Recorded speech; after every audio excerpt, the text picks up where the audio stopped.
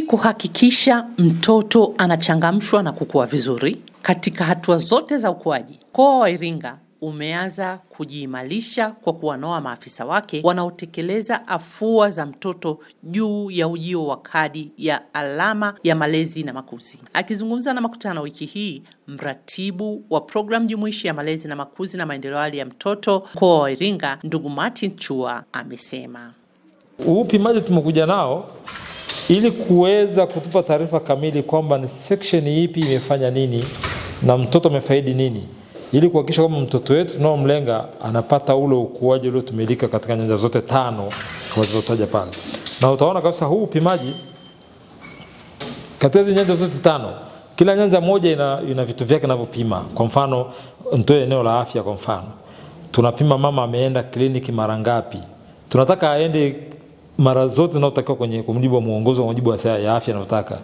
Akikosa moja, maana yake ataathiri ukuaji wa mtoto, kwa sababu atakosa huduma za afya za mtoto kutumona kwa mtoto anaendeleaje. Kwa akikosa moja, tunaanza kutafuta nini kilifanya asiende. Tukijua kwamba kwenye jamii zetu bado kuna ile mifumo dume. Kwa hiyo mama anaweza kama mjamzito, hasa msimu wa kilimo, mume wake anamwambia asiende kliniki, aende akaweke mbolea shambani. Kwa hiyo utaona kitendo cha kutokwenda kliniki tayari inaathiri ukuaji wa mtoto. Lakini eneo la ustawi wa jamii ambako kwenye malezi uliotumilika na maendeleo ya jamii, wanapaswa kuhamasisha mama kule kwenye kijiji aende kliniki.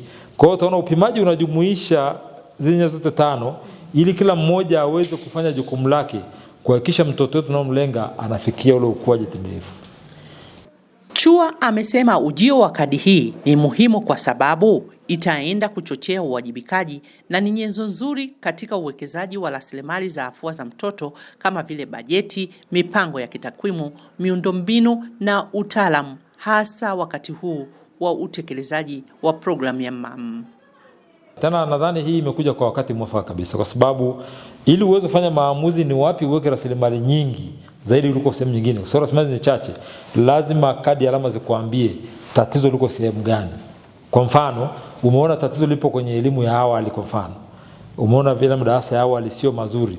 Kwenye halmashauri najua tu kwamba kumbe kwenye makuzi na malezi ya mtoto madarasa ya awali sio tujiandaa ya kutosha. Kwa hiyo rasilimali nyingi zitatengwa kwenda kwenye eneo hilo.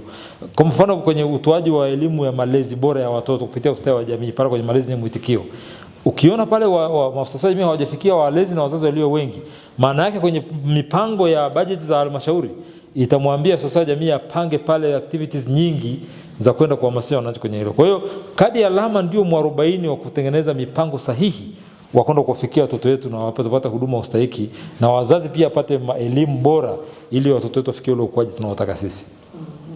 Huyu ni mganga mfawidhi halmashauri ya wilaya ya Mufindi, Daktari Frederick Jakolacha. Mwanzoni hapo hatakuwa na viashiria ambavyo vinaweza vikatupima ni namna gani tunaweza kutekeleza hii programu ya PJT MAM. Sasa ujio wa viashiria hivi ni kwamba tunaweza kwenda kusimamia moja kwa moja wale wasaidizi wetu ambao wapo katika ofisi ya mganga mkuu au kwa maana ofisi ya mkurugenzi, kupima utendaji lakini ufuatiliaji katika indiketa moja hadi nyingine, jambo ambalo nafikiri litakuwa na faida kubwa baada ya kupokea mafunzo haya. Hamza Shemweta, afisa ustawi mji Mafinga, anataja alama za upimaji zilizopo katika kadi hii.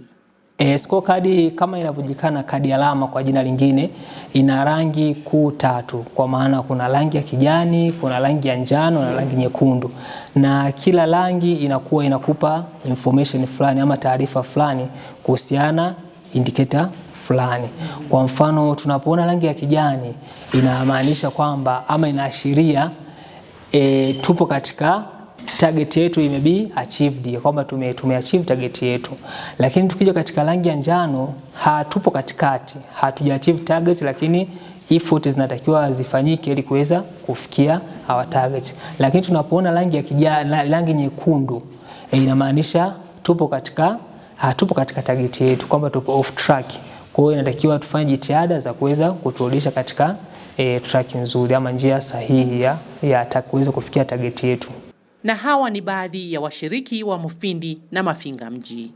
Ujio wa mafunzo haya utatusaidia sana kwenye kutambua namna tunavyotoa huduma zetu na kufanya marekebisho kwenye maeneo ambayo hatufanyi vizuri, hususani kwenye zile nyanja 5. Atasaidia katufanya ufuatiliaji namna ya shughuli ya malezi na makuzi zinavyoenda katika halmashauri yetu ya Mufindi.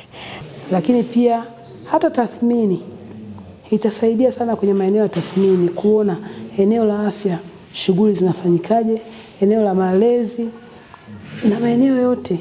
Kwa sababu gani?